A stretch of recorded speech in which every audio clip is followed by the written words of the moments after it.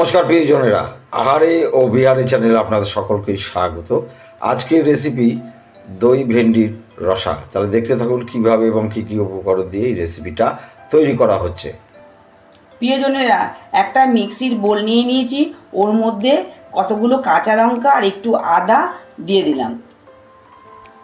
চিংড়ি মাছ ছাড়িয়ে রেখেছিলাম, ভালো করে ধুয়ে এর মধ্যে দিয়ে দিচ্ছি। সামান্য একটু জল দিয়ে পেস্ট করে নিয়ে আসবো। ভেন্ডিগুলো ঠিক এরকম ত্যাকচা ত্যাকচা করে কেটে নিয়েছি।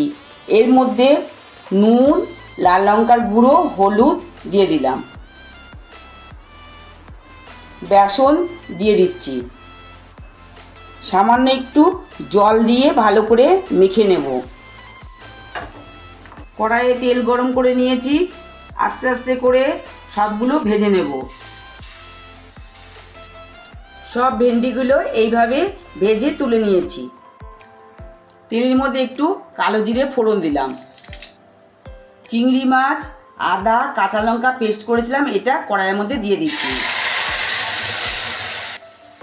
স্বাদ মতন নুন দিয়ে দিচ্ছি।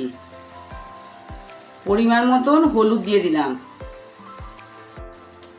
স্বাদ বাড়ানোর জন্য একটু চিনি দিয়ে দিলাম।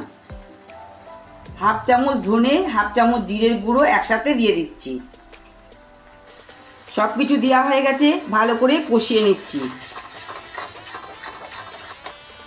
মশলা থেকে তেল ছেড়ে গেছে আর দইটা ফেটিয়ে রেখেছিলাম, দই দিয়ে আবার কিছুটা কষাবো।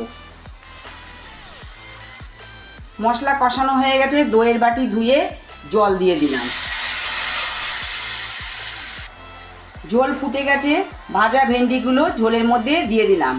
আপনারা তো ভেন্ডির অনেক রকম রেসিপি খেয়েছেন, করে খেয়ে দেখবেন, দুর্দান্ত লাগে খেতে এই রেসিপিটা। দই ভেন্ডির রসা তৈরি হয়ে গেছে, নামিয়ে পরিবেশন করব।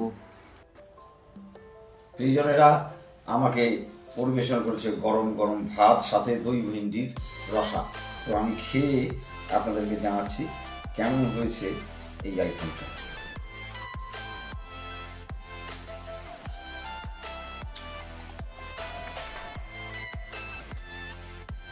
আহা,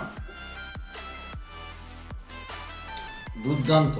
এত লোভনীয় খাবার, মানে এর স্বাদের বর্ণনা দিতে গেলে বিস্তার হয়ে যাবে। যাই হোক, দইয়ের টক এবং চিংড়ির একটা দারুণ গন্ধ পাচ্ছি আমি। আর আপনারা অবশ্যই এভাবে তৈরি করে খান আর মোহিত হয়ে যান। আজ এ পর্যন্ত, দেখা হচ্ছে খুব শীঘ্রই নতুন কোনো রেসিপি নিয়ে। টাটা।